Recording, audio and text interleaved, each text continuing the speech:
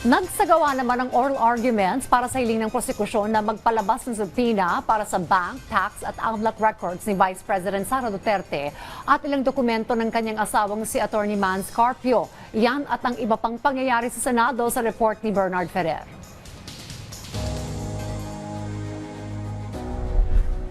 Sa ika-6 na araw ng impeachment trial ni Vice President Sara Duterte, isinagawa ang oral arguments sa hiling ng prosekusyon na magpalabas ng subpoena para sa tax, bank at AMLAC records ng pangalawang Pangulo, gayon din ang ilang dokumento ng kanyang asawa na si Attorney Manasseh Mans Carpio. Si Akbayan Party List Representative at House Prosecutor Chel Diokno ang kumatawan sa prosekusyon habang si Attorney Michael Powa naman ang tumayong kinatawan ng depensa. Ayon kay Diokno, may kapangyarihan ng impeachment court na magpalabas ng subpoena para sa mga dokumentong hinihiling ng prosekusyon. Iginiit niya na hindi hadlang ang Data Privacy Act at ang Bank Secrecy Law sa pagkuha ng mga record na mahalaga sa impeachment case. Ayon pa sa kanya, batay sa record ng Anti-Money Laundering Council o AMLAC, lumampas sa 3 bilyong piso ang financial activity ni Vice President Duterte mula 2007 hanggang 2013, panahon na siya ay Vice Mayor at Mayor ng Davao City. Anya, direktang may kaugnay ng mga record na ito sa issue ng pagiging karapat-dapat o hindi ni Duterte na manatili bilang Vice Presidente. Ang hiling ng prosecution ay mailabas ang buong katotohanan so that this court may know the truth, the whole truth, and nothing but the truth. Sa pamamagitan nito, may lalahad ang buong katotohanan tungkol sa mga alegasyon sa Article 2 ng Articles of Impeachment. Una, na pinayaman ni Vice Presidente ang kanyang sarili ng labis-labis sa kanyang legal na sahod at lehitimong kita bilang isang lingkod bayan.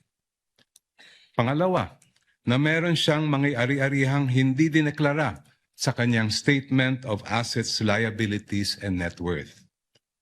At pangatlo, na habang siya ay nanunungkulan bilang Vice Presidente, nakibahagi siya sa negosyo, directly or indirectly. Sa panig naman ng depensa, iginit ni Powa na ang pangunahing issue ay kung maaaring gamitin ng impeachment court ang kapangyarihang maglabas ng subpoena nang hindi nilalabag ang due process. Anya, hindi maaaring gawing legal ang impeachment ang isang gawaing pinagbabawal ng batas. Binigyan din ni Powa na may mga batas kabilang ang Anti-Money Laundering Act, National Internal Revenue Code at Law on Secrecy of Bank Deposits na naglilimita sa paglalabas ng bank, tax at AMLAC records. Ayon kay Powa, bagamat may exemption ang Bank Secrecy Law para sa impeachment, hindi ito nangangahulugang otomatikong maaaring palabas ang mga naturang record. Hiling ni Powa ay basurang mosyon ng prosekusyon. Ayon sa kanya, para maging valid ang isang subpoena, dapat itong matugunan ang dalawang mahalagang requirements. Sinagot naman ng prosekusyon ang argumento ng depensa na confidential ang mga dokumentong hinihiling.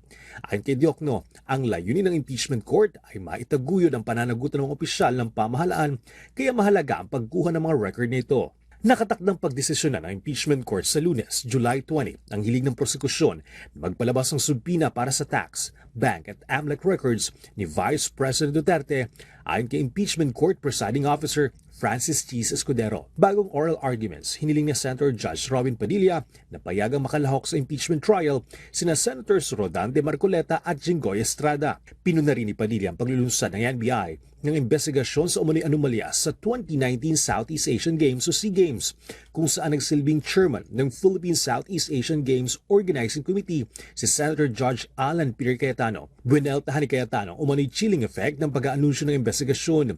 Tinawag din niyang marites accusation ng mga paratang laban sa kanya. Isa sa mga issue muling nabanggit ang SEA Games Cauldron na nagkakalaga ng mahigit 50 milyong piso. Ipinaliwanag naman ni Cayetano na pinondohan ng pribadong sektor ang nasabing cauldron. Samantala, pinuna rin ni Senator Judge Pia Cayetano ang umano'y pressure at intimidation sa kanyang kapatid. Bernard Ferrer, para sa Bayan.